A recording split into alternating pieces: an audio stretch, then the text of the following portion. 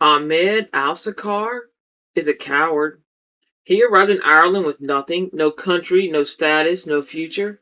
A woman gave him her home, her family, and what authorities believe was her life. 3 days after that photo was taken, he was gone.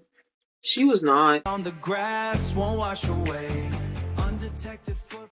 Jamey Carney was 43 years old, a mother, a healthcare worker, a woman from Westchester County, New York, who left everything she knew to start a new life on the other side of the Atlantic Ocean.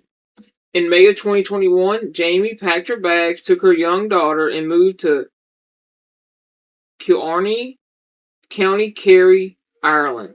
No one knows exactly what drove her across the ocean, but the people who knew her describe a woman who was idealistic, passionate, someone who gave herself fully to the causes and people she believed in. She worked in healthcare, she raised her daughter, she built a life in a country that was not her own, and she wore her politics openly. Her social media accounts were a window into who she was. Her bio read Free Palestine, and she was vocal about immigration, activist causes, and the kind of world she wanted to live in. Jamey Carney believed in open borders. She believed in giving people a chance, regardless of where they came from. That belief would cost her everything. Approximately 18 months before her death, Jamey Carney attended a pro-Palestine rally in Killarney, Ireland.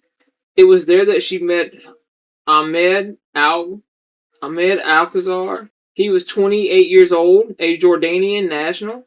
He arrived in Ireland in mid-2024, filing for asylum, claiming he could not return to his country of origin.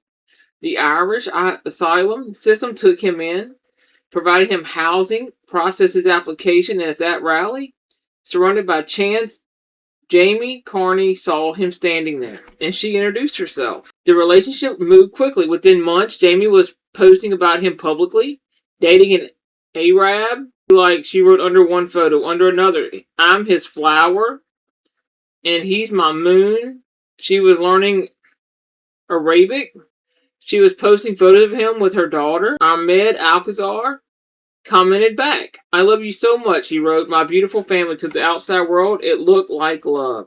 But inside that relationship, something else was building. Earlier in 2026, Ahmed told people close to him that he and Jamey had gone to the mosque, that they had accepted one another as husband and wife. In the Islamic faith, this is known as nikah, a marriage contract. It is legally binding under religious law.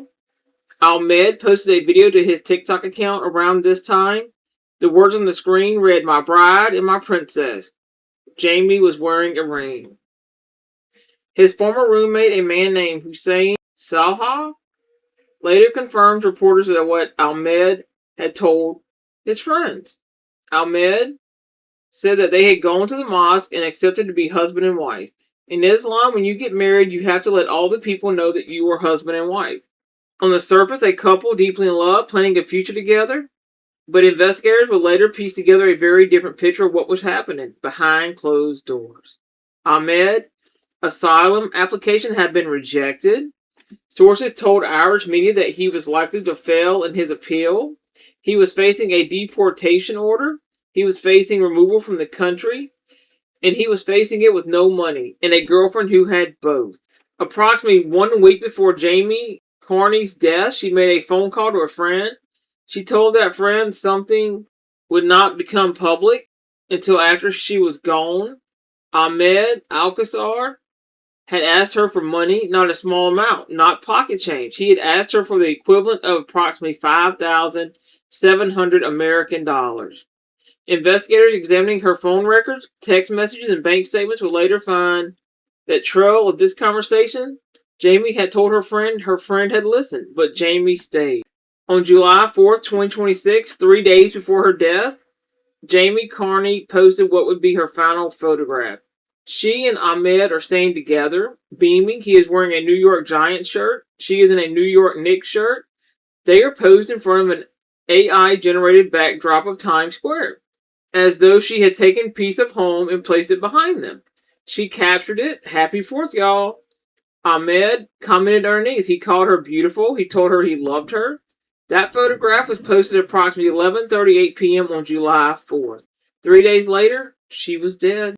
On the evening of Monday, July 17, 2026, Neighbors near Jamey Carney's rented home in Killarney, Ireland, reported hearing an argument, a disturbance, raised voices. Authorities would later confirm that Ahmed had been with Jamey that Sunday and that Monday he had been inside that home.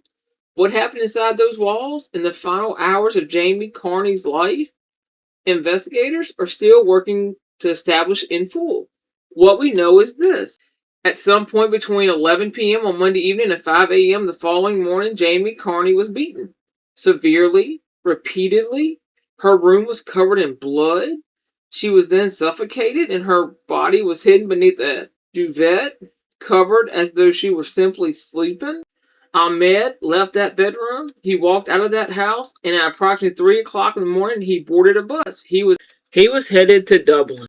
Ahmed Al-Khazar arrived in Dublin in the early hours of July 18, 2026. He booked a last-minute flight. His destination, Istanbul, Turkey. He had connections there, connections also in France where he had previously lived, connections in Jordan, connections in Syria. He was fluent in Arabic, French, and English. He knew exactly where he was going. Critically, Alzar had recently had his passport returned to him by Irish authorities as part of the asylum process. That passport was his ticket out. Hours later, his plane touched down in Istanbul. At approximately 1 o'clock that Tuesday afternoon, Jamey Carney's 13-year-old daughter walked into her mother's bedroom. She found her hidden, covered, gone. The child contacted a family friend. The family friend called Irish police. Officers arrived and found Jamey Carney deceased in her home, severe injuries to her head. Suffocation confirmed as the cause of death. The Gardaí immediately issued alerts to all Irish ports and airports. Ahmed had already landed in Turkey. They were looking for a man who was already gone. Irish police launched what was be described as a significant international manhunt. They made contact with authorities in Turkey. They began tracing Ahmed known contacts across Europe and the Middle East. They believe he intends to travel from Turkey towards Jordan or Syria, countries where extradition agreements with Ireland do not function easily.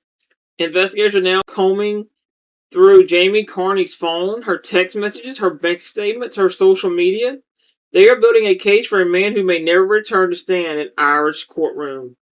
This is an additional complication because Ahmed was a frequent visitor to Jamey Carney's home because he had been there many times before. His DNA throughout that house does not by itself confirm the crime. As one source told the Irish Times, it would be different if he was an intruder or had never been there before. He might be struggling to explain his DNA in that scenario. Prosecutors will need to build beyond the DNA. They have witnesses. They have the neighbor who heard the argument. They have the money demand. They have the timeline. They have his sudden departure in the middle of the night, 3 hours after a neighbor heard him fighting with the woman he called his bride. Jamey Carney's mother and sister flew from the United States to Killarney, Ireland. This week, they are there to care for Jamey's 13-year-old daughter, a child who found her mother, a child who now has no mother. Jamey Carney was not naive. She was a woman who lived by her convictions. She opened her home, her heart, and her family to a man she believed deserved a chance. Ahmed took that chance. He accepted her home, her love, her money, her daughter's trust, and then, according to Irish investigators, he took her life. What an evil man. He deserves to face the full force of the law in an Irish courtroom in front of a jury for what he allegedly did to that woman and to that child. But he ran. He ran to a part of the world where the reach of Irish justice is limited, where extradition is difficult, where he may believe he's untouchable. He is not.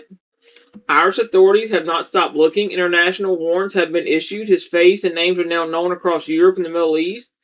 Jamey Carney gave that man everything she had. Her 13-year-old daughter is now without her mother because of it. This is a crime that demands justice, no matter how long it takes, no matter where he runs.